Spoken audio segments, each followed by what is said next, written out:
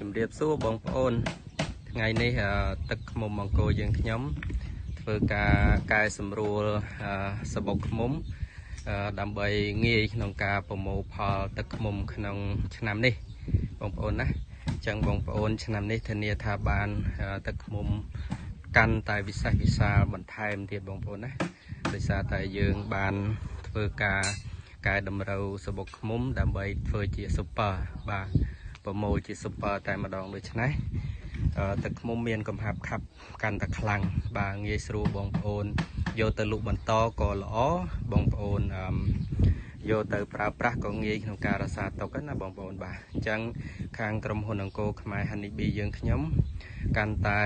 អាប់ដេតបាទកាន់តែសម្របសម្រួលធ្វើម៉េចឲ្យបងប្អូនយកពីខាងក្រុមហ៊ុនយើងខ្ញុំទៅបានរឹតតែល្អបងប្អូនណាបាទអញ្ចឹងសង្ឃឹមថាបងប្អូននឹងគាំទ្រផលិតផលខ្មែរយើងពិតតែម្ដងបាទសូមអរគុណសូមជម្រាបលា